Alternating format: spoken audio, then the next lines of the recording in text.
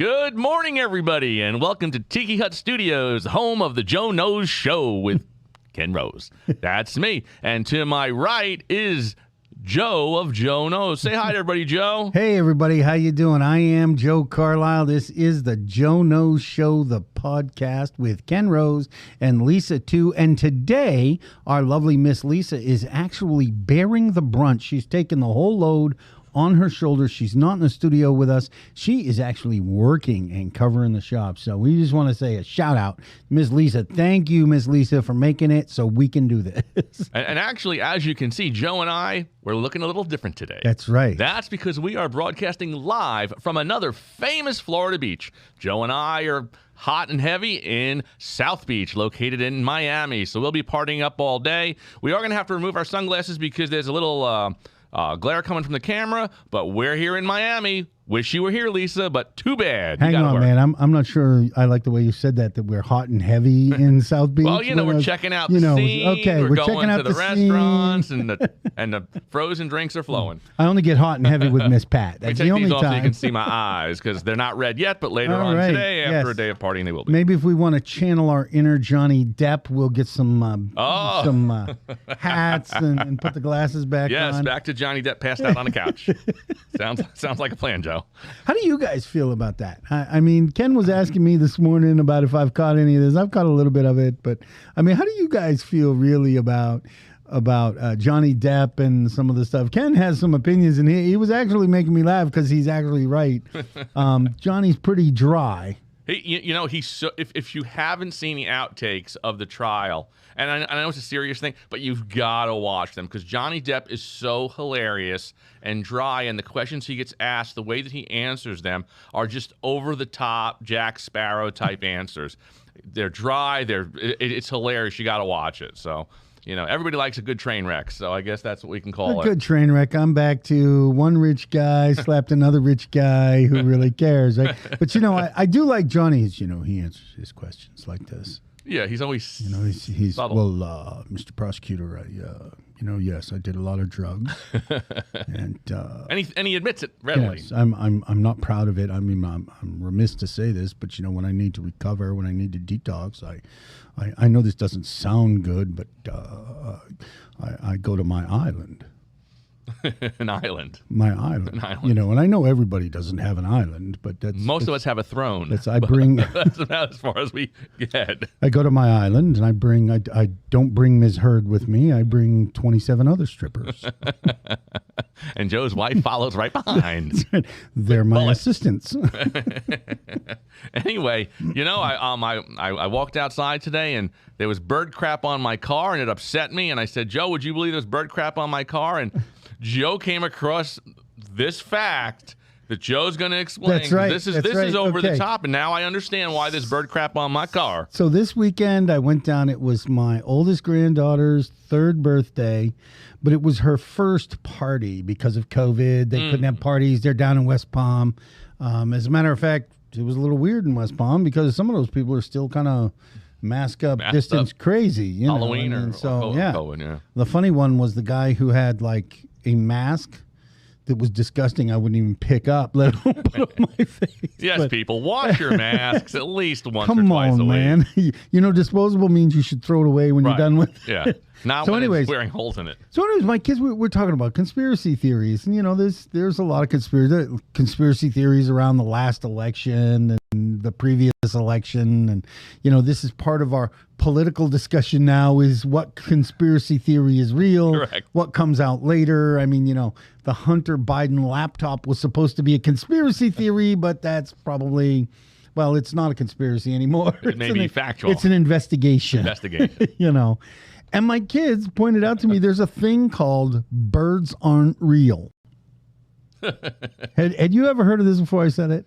No, this is the first, but now I thought about it. I said, yeah, I think they're checking me out. So birds aren't real is a thing. It's an actual conspiracy thing, a conspiracy theory that has existed since I was reading this earlier, 1976. And the concept is that the government has replaced all the birds in the world with robots. And Well, they're drones. Better than robots. They're drones. They're robotic drones, and they're following us. And they've got cameras, and they're tracking everything. But I mean, this isn't like some little tiny blip. Apparently, if you're under the age of 40, you've heard of this, which explains why I had never heard of it. But it's got millions of followers. How do millions of people believe in it? How do you get away from I come out and there's bird crap on my car? What are they like filling them with bird crap just to make the realism seem better? Well, the theory is, I guess it helps with tracking. So if they crap on your car, you're actually being tracked by the federal government. Well, they must have been trying to track the president because he was giving that speech there in Iowa and crapping on a shoulder. There you go. Yes. Wait a minute. I heard somebody said that it wasn't. No, it was corn. Corn fell from the sky. Right out of that cornfield, up and back down. In a great big warehouse, corn fell from the sky. Woo! Look, now that's a conspiracy theory. Flying corn. Flying corn. There's a conspiracy for us. Welcome to the show. This is what you get when you tune in. You never know what you're getting. Do you know, I had a great trip. It's always good to see the grandbabies, and all four of my kids got assembled for a couple of hours. That doesn't happen very often. Right.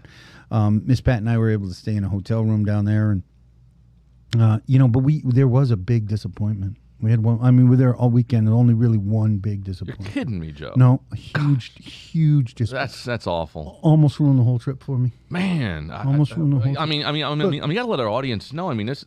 Well, okay. Patty and I are headed down there, and I mean, my hip's kind of jacked up, and I'm waiting for the VA to fix it, and so I got to stretch it every now and then. And of course, I'm knocking on the door of 60, and so a 3-hour trip means 2 bathroom stops, right?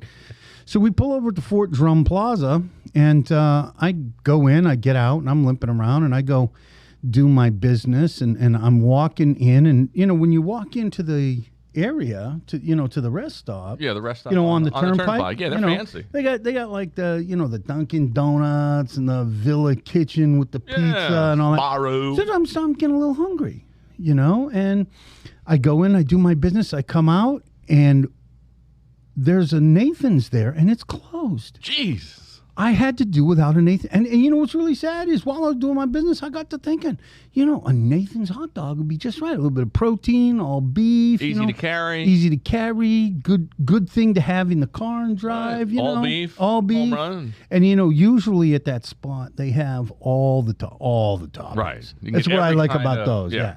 Every time. My headset's full now. If there are toppings I've never heard of, they'll usually have it, right? But that Nathan's, it almost ruined the trip for me. I mean, it was one of those things that would kind of set my mood, and I had to work. Right.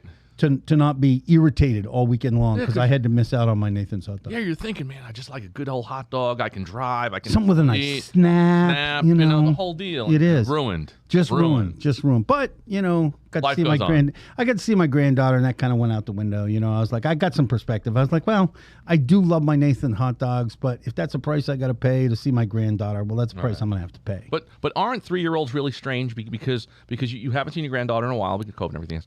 So isn't it always weird that when and it happens to me? My niece comes over and she's 3, Steph's daughter, and she just is so. Stay away from me. I don't know. I remember you slightly, but I'm not sure who you are. But then by the end of the day, then they're having ice cream in your lap kind of So thing. Like Patty and I are very, very lucky in that, she is a Florida virtual school teacher. Mm-hmm. So she gets to every 6-8 weeks go help the kids out for like 3 or 4 days or a week, or the baby can come up and be at our house for a week. So she knows that we walked in. It's probably the first time it's happened. And Patty walked in, and she goes, "Meme," and ran over and gave her a big hug. Oh, right, because they're talking she now. She gave me a little bit of that attitude, but she gave me a big hug and a kiss. But it was one of those, you're okay. Are you going to eat me? Yeah. You look large. And I'll tell you, the funny thing about 3-year-olds, the thing that I really, really loved, when you get to be my age, you forget this stuff because you've raised kids and teenagers, and, you move on. And it's what I like about having grandkids is that, oh, yeah, they are cute, They weren't always obnoxious. No, those are your regular children. They didn't always tell me how I should live, right? And she was doing this thing the whole weekend. I don't know where she got it from, but if Patty went to the restroom, she came to spend the night in the hotel with us. if Patty went to the restroom or I got up to get a drink, she'd go, "Are you okay?" And she's just learning to talk too, Right, to like right. put sentences together. So it wasn't so much that she said it, but she said it with such commitment. Right. You know, she was genuinely concerned. Factual stuff, man. You're in the bathroom, and like she was at the door of the bathroom. I'm taking a shower. Like, "Are you okay?" "Yes, sweetie. I'm washing my nasty body. I'm okay." Yeah, they're very pure at that age. They And- are. And the thing with grandkids that's great is you always get to give them back. Yes. You yes. know, they're not like your regular kids that you're stuck with them. Yes. You know, forever. But your grandkids, yeah, they were nice visits. Somebody you know. actually said to me this weekend, all the joy, none of the responsibility. Correct. I'm like, you know, I almost like it because I've changed so many of them. I almost like it when I smell the poopy diaper and I can go, "Oh, son, this Not is your my job. turn." This is your job. Here you That's go." right. "Oh, Meme, you want this?" "Okay." Because dad ain't doing it. Yeah, you know, no, I did enough. I probably, 4 kids and You're nieces. the icon. Yeah, the, nieces and nephews. Look, I was changing diapers before that's something that a man did. Well, I mean, I was changing diapers when I was actually a Mr. Mom.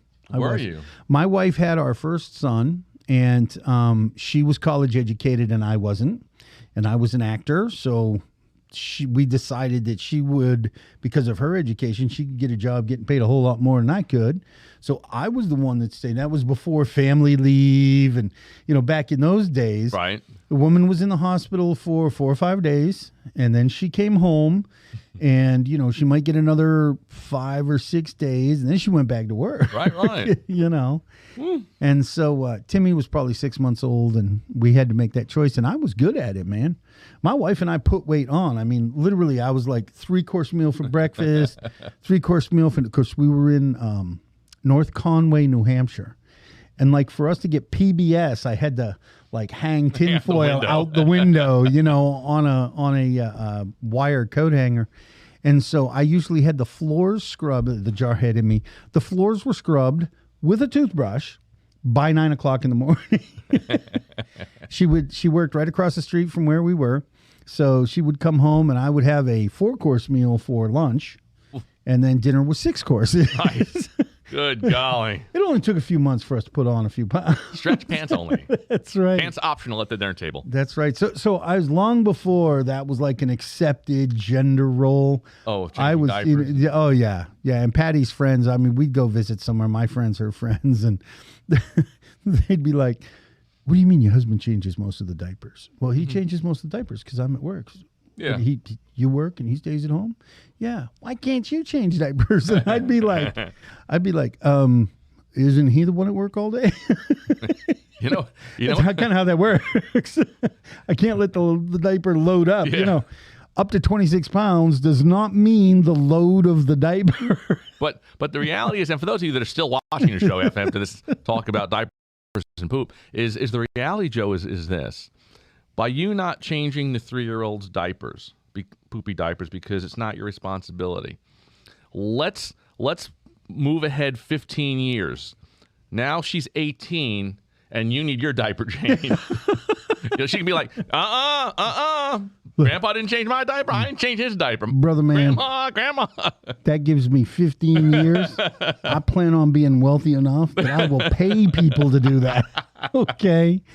Oh, what a crappy experience. I was my kids have joked. My kids have joked that they will put that they better be careful because Mom, she's the angel, right? And so she gets the upscale nursing home and all of that.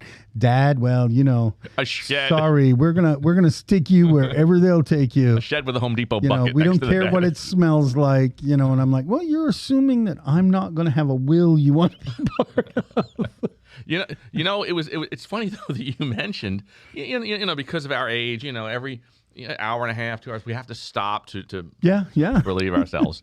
And growing up as a kid, my grandparents lived about 60, 70 miles away from us, and they never stopped. But Grandpa, he would walk in with a pitcher full of, Yep. urine. And I was like, that's kind of odd. Hopefully nobody drinks that when it's on a counter. And, so that was that generation. They didn't stop because men at that point were like, I'm a man. I'm driving all the way. We're going to pull over here a second. I'm going to go into this bucket. Well, pep it up. And the other thing is, in that generation, okay, I mean, it's funny. I came out of the restroom, and the first thing I did was get in line for coffee. When they went on a trip, they didn't stop 4 times to get a drink, to get coffee. They did, if they knew if they were going on a trip, they didn't drink a bunch of stuff like 2 hours before. Remember that? That's right. I don't care if you have to go or not. You're going to go try right now, because when we get in the car, I don't want to hear, I gotta go. Always the case. The case. My grandfather used, well, we're about to go on break. We'll see you in a minute. Don't go away. Right back.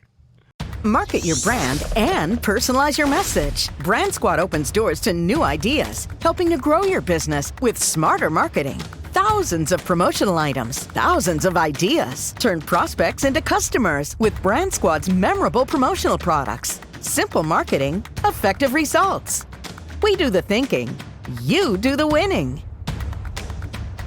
Brand Squad, on point with your promotional products. After. Oh, okay. Look who flew into South Beach. I should make her come in over here just to say hi. Yeah. Or come in over there. We can get her in your shot. Wait, you got to get that story. Come on.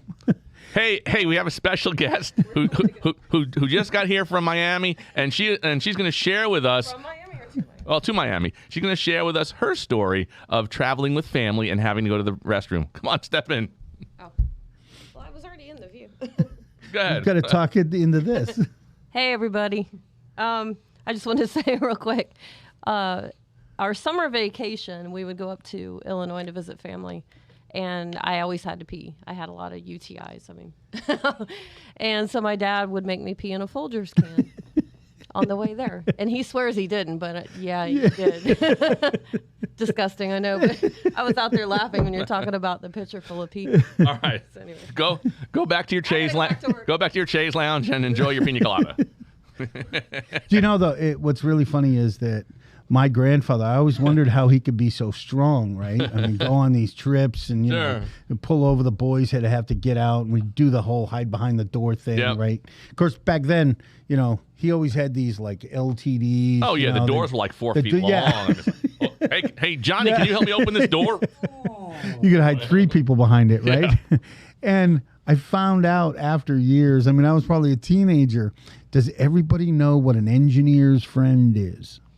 I don't have a damn clue. Okay, an engineer's friend, because an engineer riding a train, he had to stay at the wheel. He couldn't stop to use the restroom.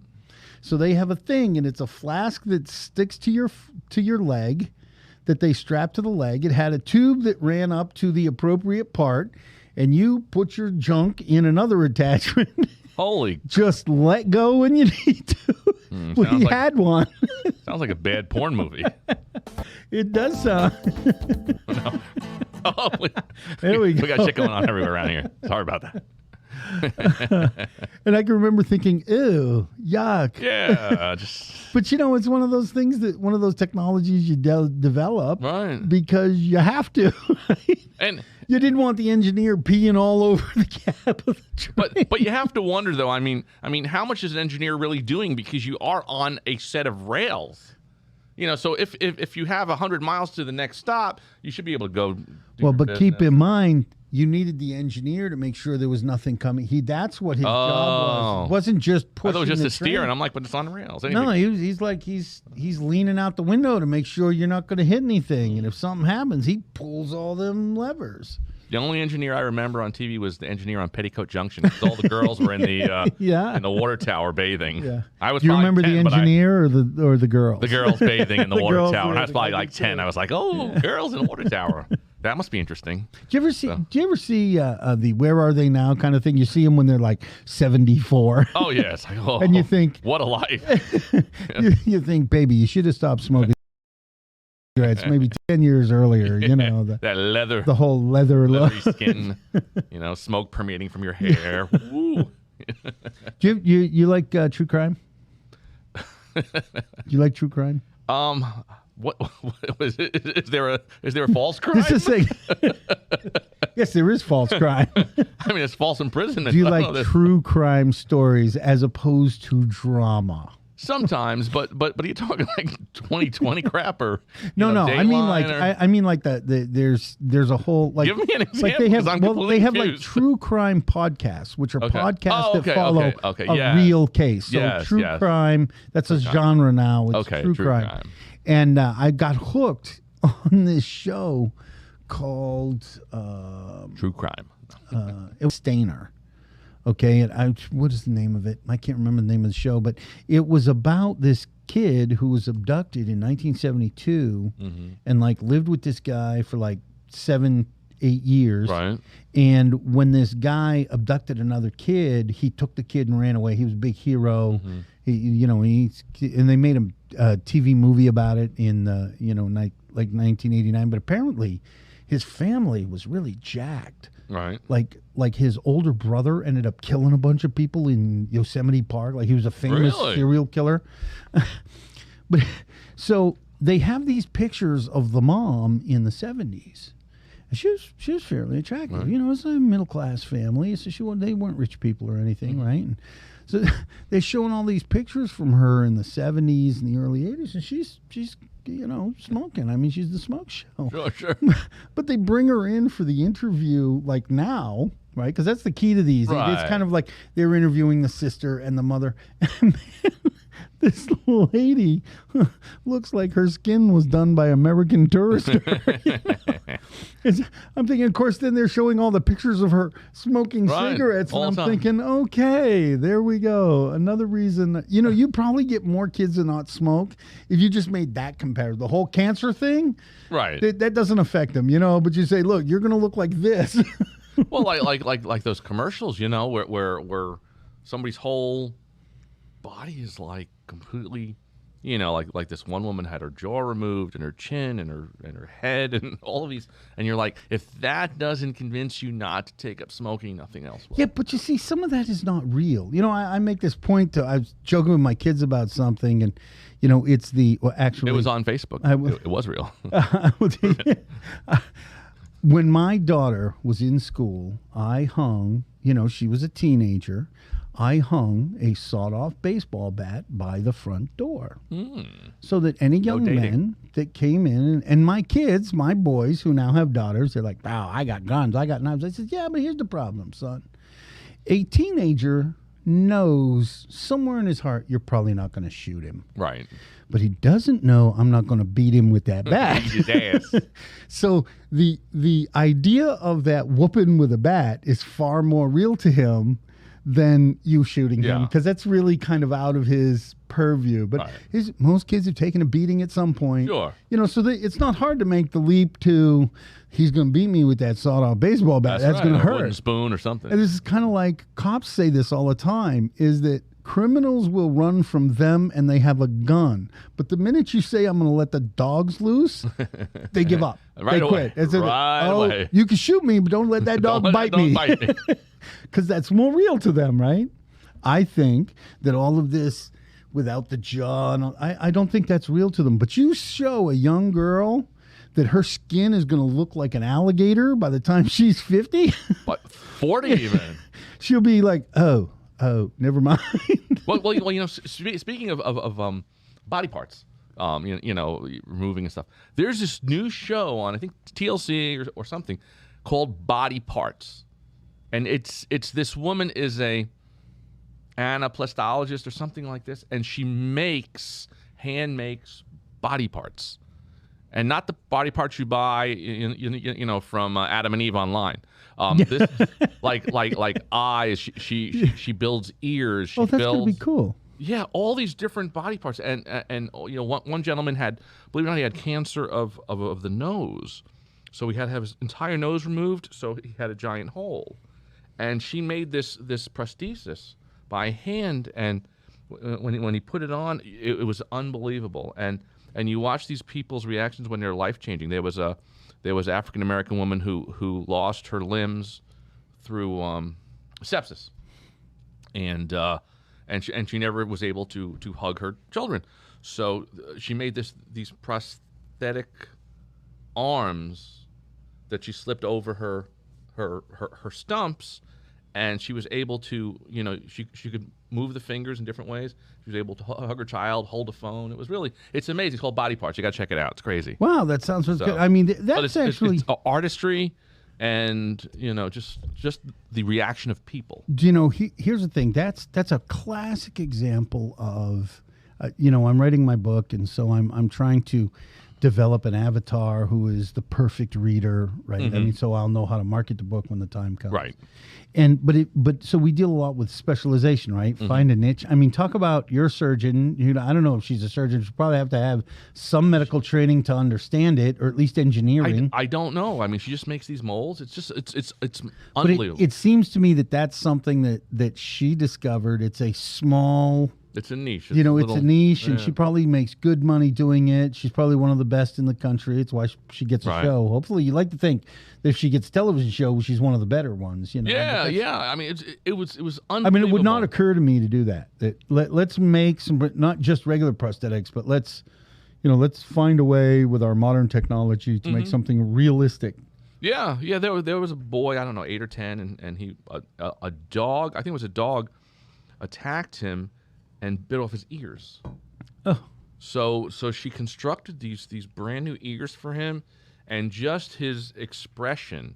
And then they kept his mother outside of the room, and then he walked out to see his mom, and you could just see the emotion that it takes. All of a sudden your child is whole again. How old was the kid? Maybe 8, 10. I mean, and excuse me for being the mercenary, but she's going to have to make him 4 or 5 more pairs over the years. That's correct. I mean, so you're talking about a business model, right? That helps people. It's kind of cool. Yeah, Cool as all get it. And I bet you insurance will pay for it too. Well, you never know. Depends on who your insurance is with. We'll have to see how that goes. Yeah, we'll have to see how that goes. but I think on those shows, I think what happens is, and I could be wrong, but I think when people participate, like on Dr. Pimple Popper, I think that the show pays for their airfare, travel. Look, Dr. Pimple Popper is a nice lady. I mean, I like who she is, but when they get into like the surgery part, I can't take those. I can't take the surgery It really is part. bizarre. But you know what? There's somebody doing something at some point. No, thank you. Yeah. Some nights I can watch it. Other nights I'm like, nice to know you're out there. When my son first started studying medicine, he was really excited. He'd come home from school, and he'd sit down. And our big thing is like spaghetti dinner on Saturday night, right? And he'd be sitting down. He'd tell me, I'd be like, son, I finally had this son. Look, when the sauce hits the table, you need to stop. Right? Because I can't be eating spaghetti and hear about brains, all right? Don't tell me about the heart or any of this other stuff. I just want to, let's just change this. You go back to the subject, but while I'm eating, we're going to like...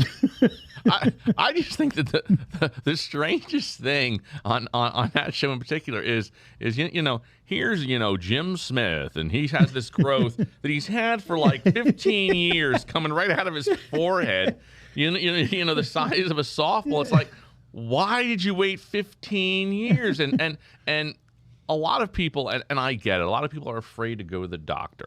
They say, I don't know what this is, and I don't go to the doctor. And the crazy thing in the show is 15 years of this suffering and this hiding, and it's a quick incision, it's a quick removal of what was there, a stitch, and you're back to normal. So I think the benefit of those shows on TV is it lets people know that don't. Do you know a favorite of my wife's is my 600-pound life, or crap, 2,000-pound sisters, or what it is, and I'm always like, the ones I'm amazed at is, I mean, the people themselves, because there comes a point, they're all bedridden, correct, right, and there comes a point, I mean, I have to wonder about how your brain is hitting it, is firing, if you get to the place where you are so big that you cannot get out of bed, yet you continue to eat 3-4 entire pizzas as a single meal. It's mind-blowing. By the time I couldn't go to the bathroom, You I'd know, be like, without assistance, I'd be like, okay, time for a crash diet and a crash exercise course. Well, and I mean, we're making light of it, and obesity is a very serious thing.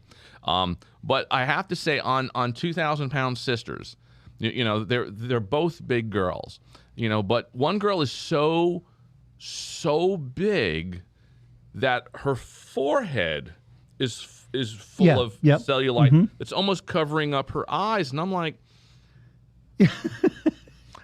again, it's where's the point? But the one that really amazes me is there's always, it always comes down to addiction. Correct. Right. That's I what think it is. every time I see one of these, I'm like, this person's addicted to food. And Right. I mean, if they were a drug addict, they'd be skinny as hell and in prison and, in a rehab or Right. something like that. But because it's food, they're just blowing up and blowing up and blowing up.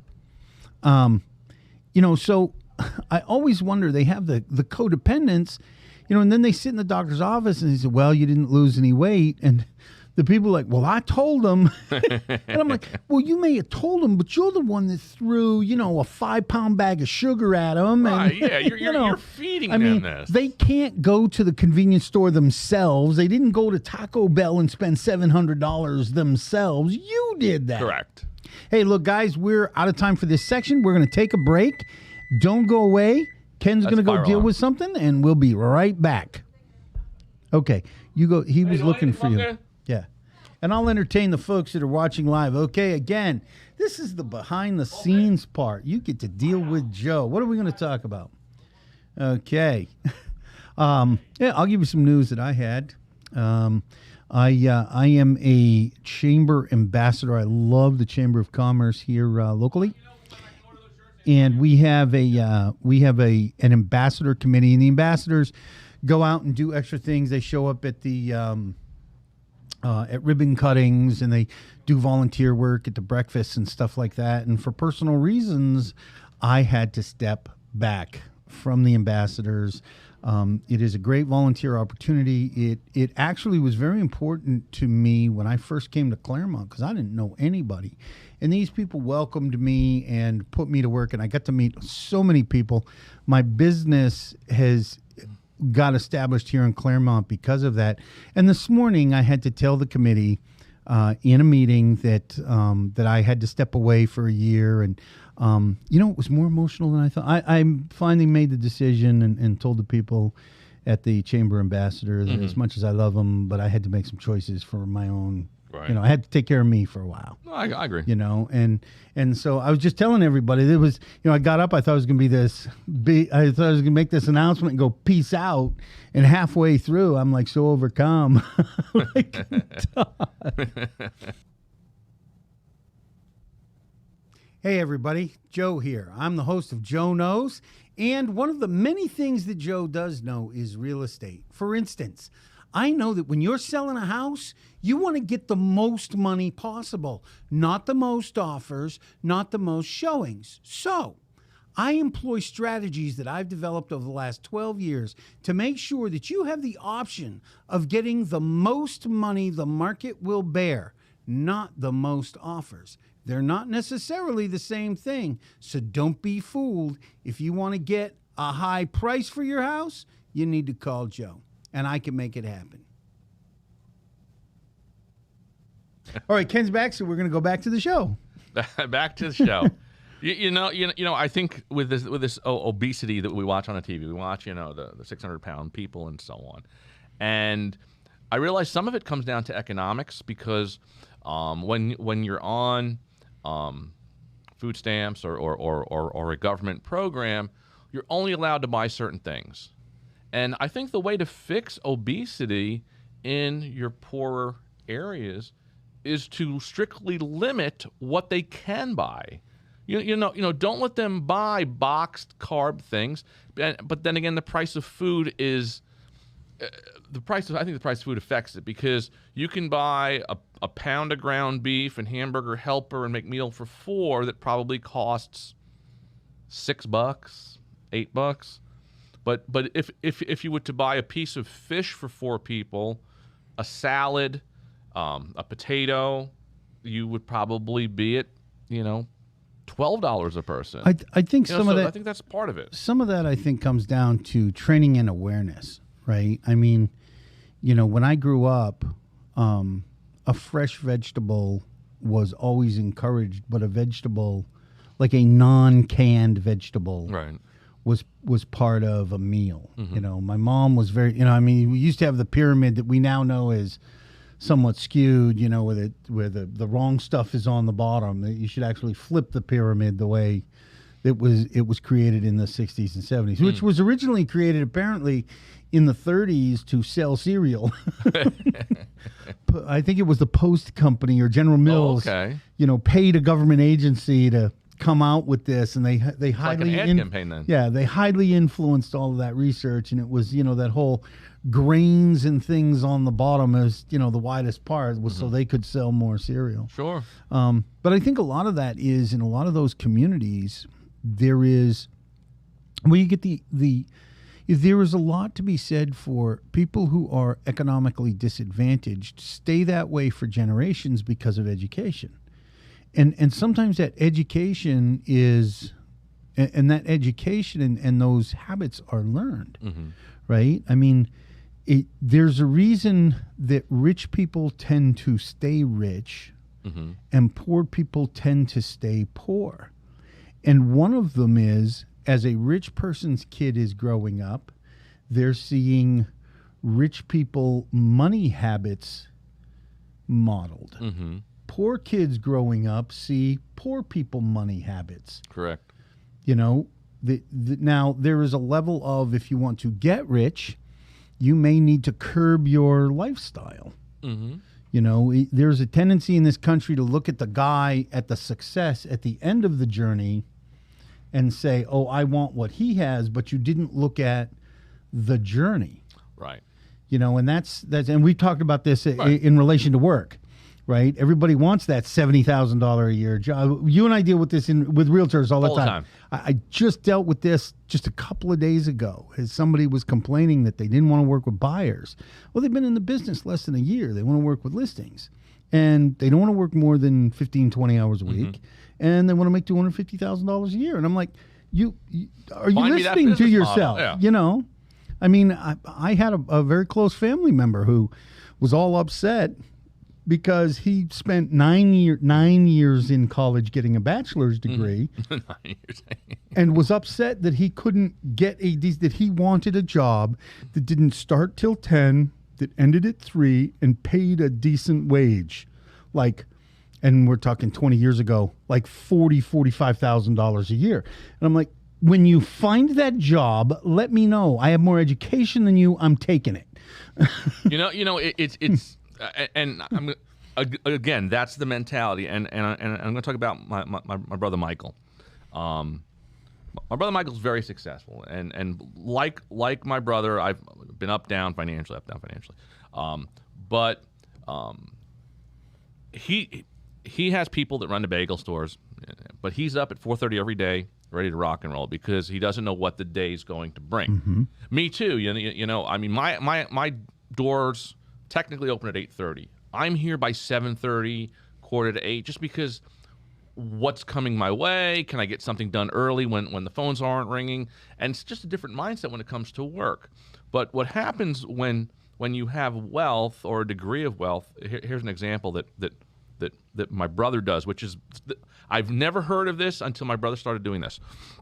So my brother likes expensive sports cars, and expensive sports cars, there's always waiting lists.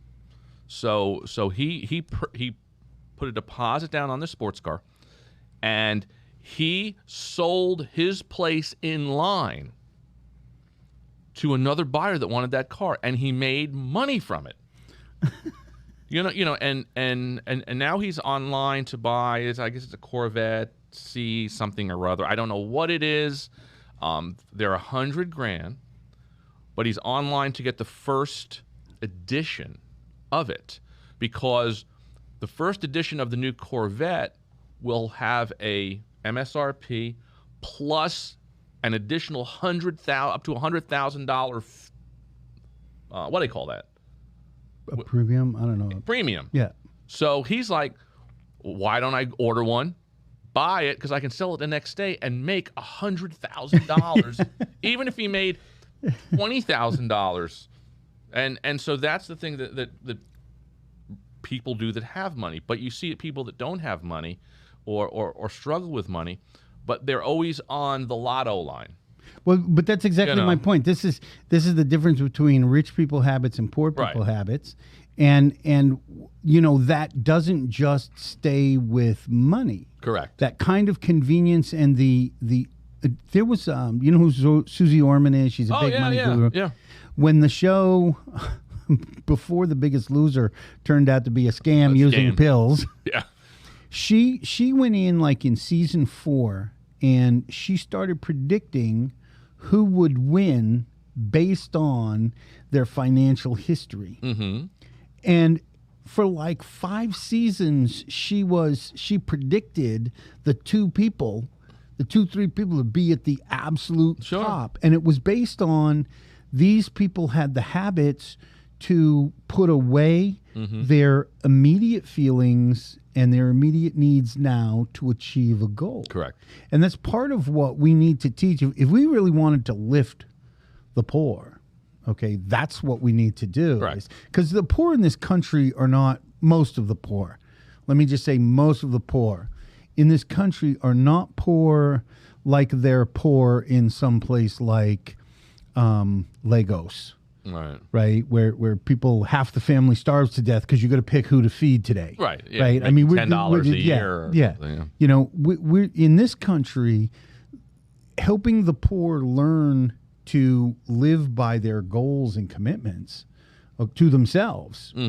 Is now there is some level of they've got to work, but there's always something you can cut. And which is why that inflation and housing is so scary, because this could create a level of poorness that we've never seen in this country. Well, you're eliminating the middle class. You're eliminating the middle class. So if these people learn, and it's a journey, and I say this because it's a journey I had to go through, right? My mom and dad never had much, right? And I mean, we had a lot. You know, and there's a whole level of the country that does this. We lived by the image. We lived in the right place, but we didn't have all the other stuff. Right. But we could pretend we did. And what was really funny is I can remember my mom telling me a story that she was amazed that as an adult she was somewhat naive because people, when we moved from that right place, what was called in my little town Snob Hill, because it was where all the rich people lived, we rented in Snob Hill, and people just assumed we lived there because we owned the house. Right. And when we moved from there to another part of town, which wasn't a bad part of town, it was just a little more middle class, there were people at her job that completely changed the way they approached her, right? And that's that mentality. So I learned bad habits, right, and had to learn some good habits. I'm still learning good habits, right? Thankfully, my children learned a few better habits than I did. Well, and again, like you said, it's a continuous cycle. I mean, you know, I grew up. My parents always lived up to or beyond their means. You know, new car every year. We had a live-in housekeeper. We had, you know, all these crazy things. And over decades, it was the same thing. Always living up to or beyond their means. And so me as a child and as an adult, always living up to my means and beyond my means. You know, and the change for me came after my third marriage. We're in a house. It's 5,000 square feet. The mortgage is $4,000 and something a month, and $0 in savings, and I said, something got to give. You know, I've got to make some choices, and one of my goals, and this is for anybody watching. You know, my goal was this, Joe, and I love guitars. I love expensive guitars. That's my thing, and this and that. So I was 45. So you can start at any age, 45. And I said, man, if I could just save $500 and have at least $500 in savings, I could sleep a little easier knowing that in an emergency I have $500. And I don't know how long it took me to get $500, but then I said, you know what? If I can save $2,000, if I can save $2,000, I'm going to buy that dream guitar that I've always wanted without putting it on a credit card or anything like that. And this is true. I saved $2,000. And I said, you know what? I'm sleeping better than I did when I had $500. And I didn't buy that guitar. And I continued to do that over the past, almost 15 years now. And it was a mindset just to say, you know, you're not going to save $25,000 this year. Anybody. You're not going to do it. You're not going to save $50,000. But I started with $500 dream, just $500 to keep in an emergency. Do you know, it's funny that you say that because, you know, I mean, most of you who are watching know that I had a drug problem and I convicted felon. So at 45 was when I got clean and sober, and I was only 5 years out of my incarceration, right? And I had to start making those choices. I was starting to examine, okay, now that I got that part of my life on track, maybe I can get some other parts of my life on track. I've always wanted a convertible, not a little small flashy one like the old 1972 Cadillac, you know, with the white top and the red body, you know, something along those lines, something more of a luxury car with a drop top. And I had a chance to buy one. And my wife, and we could afford it. We had saved some money. All our bills were paid. And my wife is a very great wife. She wants me to have what I want. But, you know, I didn't own a house. And as much, I literally, I took the car for a 1-hour test drive. And I got back and I'm sitting there and the guy's literally holding the best. Before it was digital, guy was literally holding the paperwork, and I'm sitting in the car and he's trying to hand it to me, and I'm literally having this war that nobody is going to judge me for buying this car. But it was $300 a month when the average car payment was about $125. You know, Sure. And I didn't, and my kids were living in a rented house. And that it was that mentality. And that was a start for me to get some financial stability. Right. Now, I'm not wealthy, and there's a lot of reasons for that right now. I don't have what I want, but I sure got a whole lot more than I used to have, you know. And I haven't stressed about the electric bill or the water bill or the rent in literally decades. See, and that's a big thing. You know, we're gonna take a break and then we'll hit on this again because I think it's an interesting story. So we'll hit on that in just a few minutes. So don't go away. You're gonna love to hear what we got coming. We'll see you in a minute. We'll be back. You have a great business. You know it. Your employees know it, and so do we. So how do we get everyone else to know it? And how can you do it cost effectively? It's simple. Use EDDM. EDDM is a direct mail marketing program from the United States Postal Service named Every Door Direct Mail, and it allows you to get your message out for a fraction of the cost of a stamp. Here's how it works. Start by contacting your local Minuteman Press. We are your EDDM experts. Together, we will manage these important steps. First, set a budget that will give you the biggest ROI. Second, design a creative mail marketing piece with an awesome offer. Third, choose the best delivery routes based on demographics and geography. Fourth, print, bundle, and take your mail to the delivery post office. Fifth, manage a schedule for distribution using USPS mail carriers. 70% of people surveyed say that receiving mail is more personal than the internet. And 73% of consumers say they prefer direct mail for brand communication because they can read it at their convenience. With cost-effective EDDM, you can maximize your return on investment. Minuteman Press is your EDDM and direct mail experts. You know your business. We know how to promote it. We are the modern printing industry. Find your nearest Minuteman Press at minutemanpress.com.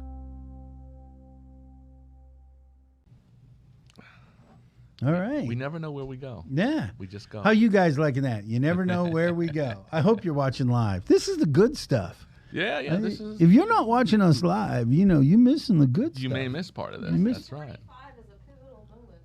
What's that? 45 must be a pivotal moment in people's lives. Right. Both of you mentioned 45, and I just turned 45. Right. You see it also. This is a turning point in my life. Right. See? Huh? 45. There you go. 45. Pivot. I'm in a place that I've never been, Yeah. mentally. And in She Miami should have Beach. come on the show with us. Yeah, That's- this would have been a good show for you too, because this really we cover a lot of ground. That's right. Let me see if I can get this to do a reset here. I guess it wants to count down. I don't know why. Guess so. So we'll let it count down, and then we'll go to a reset. That's all right. Lunch is ready. No, not really. You want to hit the microwave, please? Yeah. Reset. Hey, welcome back to the Joe Knows Show. And I'm Ken Rose, and it's Joe Knows, and we're at Tiki Hut Studios in Miami Beach today. And right now we're talking about financial stability. Financial stability. So, a little history. Those of you that know me know that I've been married 4 times. Yes, that's 4 times. Hang on, I got to say, this guy and his beautiful wife, Lisa, take a lot of crap because he's been married 4 times and she's the last wife. And I got to tell you what, they're very nice about it. They laugh along with people. They got a good sense of humor, but I think sometimes people ought to leave you guys alone. You're married. It's a good marriage. You love her. She loves you. Doesn't matter how many came before. Well, after Thursday's meeting, Lisa and I spoke about that, and here's the thing. I mean, you can get upset. You can be, oh gosh, we have to. But you know what? It's funny. It is a funny story, and it makes people laugh, and it gets people to know Lisa and I as individuals, as regular people. Right. People see, oh, they have multiple businesses, and they see that we're just we're just regular people. We'll crack a beer at the corner, and that's our lifestyle. But that's back to that financial stability. And, you talked about Mike, and you talked about, you said, that's Dave Ramsey 101. Baby step number 1, save $1,000. Yeah, save It's an something. emergency fund, and today my wife and I have an emergency fund for my real estate business. Yeah. And it carries me through those lean months because, commissions are, like this. I'm still trying to figure out how to make that. Well, actually, I say here, I want that line to be up here, but. It doesn't do that, and I had this discussion with somebody about my business because I've been in business now 16 years. And so you can have a killer January and you're like, man, I made a lot of money this month. And then you have a dip in February. And my old school thinking was January is great. I've got extra money. I'm going to go spend this. And my new school is January was great. I don't need more money. I don't have to take more money out of my business because comes February, if it's slower, I still have to pay January's bills because January I had more supplies to buy. And so you learn to slowly manage it. But, I don't know if I'm a good spokesperson for finances or a bad spokesperson, but the reality is that personally, I've been bankrupt twice. I lost a business once. So I've been through the maximize my credit card because that 80-inch TV is a necessity. And it's just the way it is. Until you got to get brakes on the car and you got nothing. Yeah, I mean, my credit score before I bought my first house was 520, I believe. And what happens with credit cards is or credit cards, personal loan, whatever you get, everything becomes an emergency. I need that $500 pair of cowboy boots because I have a $1,000 limit on my credit card, and I need those cowboy boots because I'm going horseback riding for the first time, and I may hate. But again, that. it's that mentality shift. But it's hard to get out of that. Like I have a credit card that I use for business expenses, but the reason I use that particular credit card is they're all expenses I pay off every month, and I get points. So now, if something ever happened to my mom, right, I've got enough points that I could get a round-trip air ticket, a hotel, and a car. Sure. For like 4 or 5 days. Correct. And that doesn't actually cost me money. And those are things I was spending money on anyway. Right. You're buying groceries, you're paying your utility bill, But it comes from that. It comes from that, oh my God, where are we going to get the rent? Oh my gosh, I'm bankrupt. oh my gosh, this is the third business I've lost. Sure. No, You know? it's rough, and you think about it, and Lisa knows my credit situation, and we just got her daughter a Mac Airbook for her 16th birthday, and we're in the Apple store, and I'm filling out the application for the Apple Card, and Lisa's like, why even bothering? You every credit card bill that you charge, you pay off at the end of the month. I'm like, I don't know. I think I'll do that Because I can. yeah. But when I look at my credit today, and I have X dollars in available credit and 0 balances, and my score is 800, I can really do whatever I want. But what happens when you get to this point, you don't want to do those things because you're like, do I really need that? Do I really it need becomes, to do that? it gets back to the... It's a weird thing. It gets back to the being able to sleep. Right. I know that for me, there's a number. We all have a number. For some people, it's 1,000. For some people, it's 10,000. Elon Musk. I mean, you look at this guy. I'll bet you if he didn't have $3 billion in the bank, he'd be losing it. Right. Yeah. He'd be. We were talking about work earlier, but again, this is a perfect example of. We see a guy like Elon Musk, and without being political, somebody like Donald Trump or Bill Gates. These guys worked all day, every day for literally decades. Gary Vaynerchuk, in his young life, he did not go to college, okay, because he worked in his family business. And at 30, he took his first vacation. All of his friends were doing the spring break thing, taking vacations. He was working in his family business, working on email marketing. He's like a developer of email. He was an early adopter of email marketing. Took his family business from $2 million a year. It was a New Jersey liquor store, wine store, to I think it was $23 million in like 5 years through email marketing and Wine of the Month Club and something like that. But the point is, this guy worked, and he still works. He's in his late 40s, and he still works like 14, 15 hours a day. And now that's not to say everybody needs to work 14, 15 hours a day, but there comes a point when you are driven by your security. Correct. When you have something you want, there's a fella out in Winter Garden. I wish I could remember his name. I think he's a preacher. But he's a very successful businessman.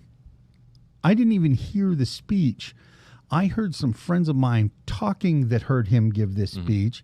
And he was our age. He was like 45, 50 when he had this revelation. Had been broke his whole life. And something hit him that he did not want to be a burden to his children. 10 years later, he's a multimillionaire. All driven by the idea that he didn't want to be a burden to his children. And at first, burden to his children is paying his bills. And then burden to his children is making sure that he has the money and the resources that if, he gets disabled, they don't have to take care of it. Right. And then doesn't want to be a burden to his children. If he dies, he can't have any debts. Correct. And then he doesn't want them to have the tax bill when they inherit the stuff. It's a different mindset. We all have to get to that place if we're going to have financial security. But it's, my theory, you can't improve one part of your life, right? Right. Like if you start focusing really hard on financial security, you're going to eat better. Right.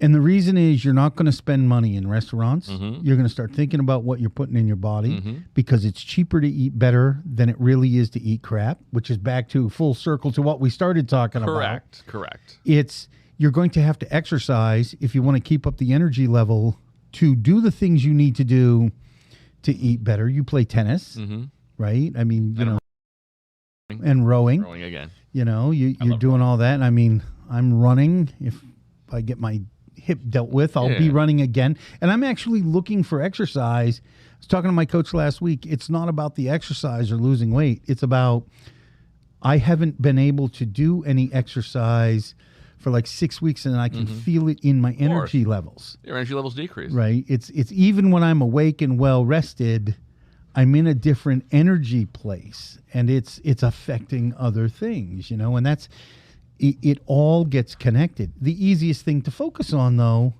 is becoming financially stable because it's more real to us. Everything helps. And finances is the dog. Yeah. Everything else is the gun. Well, and there have been rumblings, that Lisa and I have heard. Oh, the Roses do this, the Roses do that, and whatever. And the reality is that our biggest thing is we live below our means. Yeah. Now, I don't. Whether I put this out there or not is really irrelevant. I'm going to put it out there anyway. We know what the average rent is in town. There's no joke. $1.26 per square foot. No, excuse me, $1.69 per square foot per month. That's my tip today. Okay, well there you go. And we know the cost of housing. Mm-hmm. And the bottom line is my principal and interest for my house is $1,100 and change. And so Lisa and I can easily go buy a bigger house and a more expensive thing, and because we're in real estate from time to time, we go to see these new homes like, oh, you look at all these beautiful things and you're like, but you know what? With a small mortgage, we're able to do the things we want to do, and we're able to save, and we're able to do these things, and it's a game you play with yourself. But I think 45 was the magic number where you say, you know what, I'm 45, so I'm pretty close to 65, and I think maybe I don't know what the hell it is. It's just you get to a different place, and I was never able to sleep at night having no dollars, and my business tip of the day. I know we're not on the business tip, but I'm going to bring this up. Is most sole proprietors make the same mistake their entire careers, their entire lives, and they struggle with this. And I was told many years ago by Roy Titus, president of Minuteman Press at the time. He's passed. He said the first rule of thumb in being in your own business is pay yourself first, and pay yourself a fair wage. Don't try to hide it from the IRS. Where you're paying yourself $200 a week on the books because when you go buy for that mortgage, it doesn't work because you only made $4,000 this year. You're not buying that new house. And about 10 years ago, I decided, and being in business, you have good months, you have months where you're like, I got enough money for the mortgage, that's about it. And 10 years ago, ADP came in and said, have you thought about us as a payroll company? I said, it's only me, my wife, whatever. And I hired them, and I put myself on payroll, like real payroll. Like I paid myself, a good wage for what I do.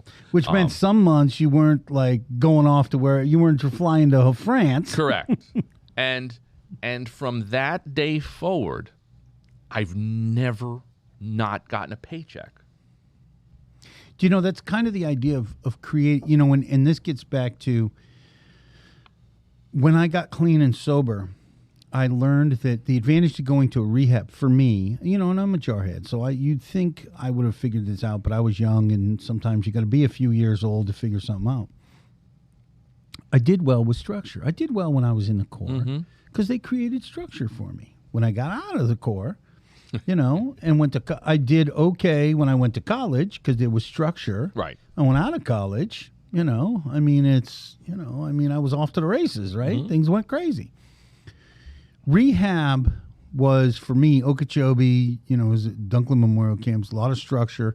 But I realized during the process, it was like, so this is like the third time I've submitted myself to some forced structure, and I'm like, hey, I'm not doing bad. Maybe I need structure. So you learn to create that for yourself, and giving yourself a paycheck is one of those things that creates structure that you have to live by. And then you start to figure out that the rest of life is like that. It's structure. Structure leads to discipline. Mm-hmm. Because if you have structure, if you're only getting X amount of dollars, you can't spend Y amount of dollars. Correct. You're going to spend it all. You only got X to spend. And that is how people get successful. Mm-hmm. That's how people create anything. And it's exactly how Elon Musk, I was blown away the other day. They've come up with a deal. Elon Musk is going to buy this thing for $44 billion. And his reaction was, I'll arrange it.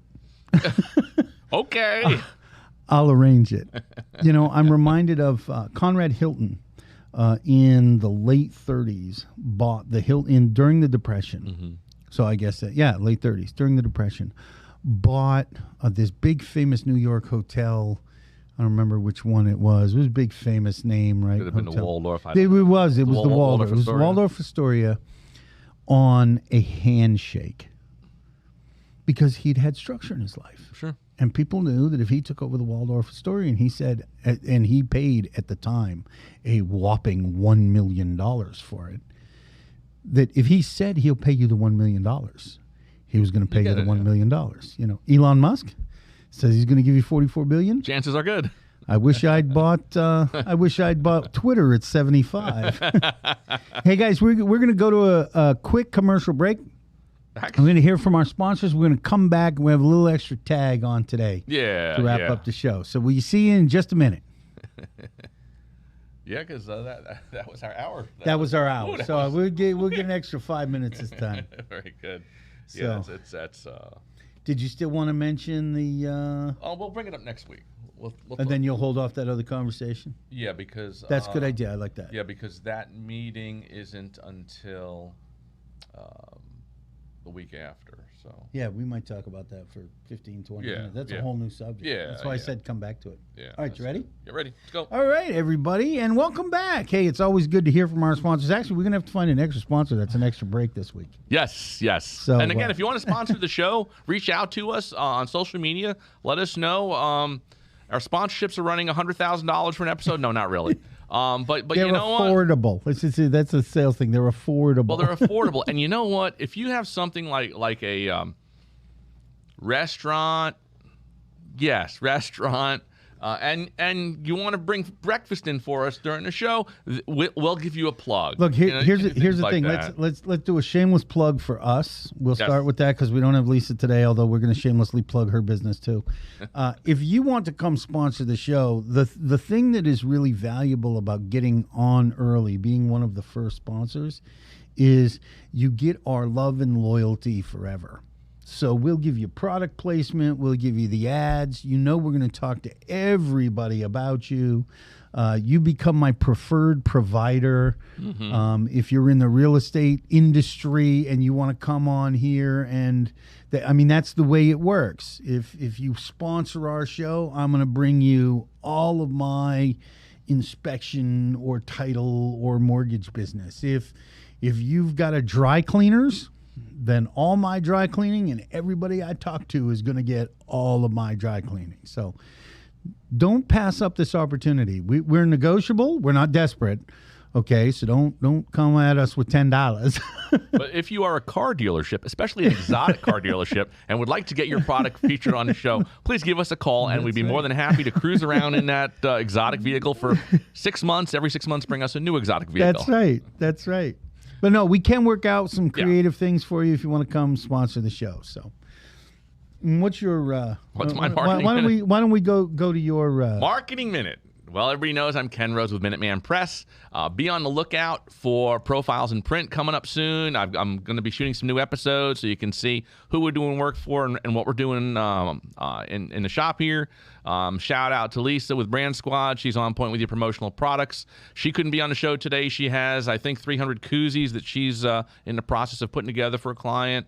But we wish her well. She's always jammed up. Reach out to her at brandsquadfl.com. You can find me, either one of us, at 304 Mohawk. Hold up your pad. Yeah. I love those. Yeah. Here's Lisa's mouse pad.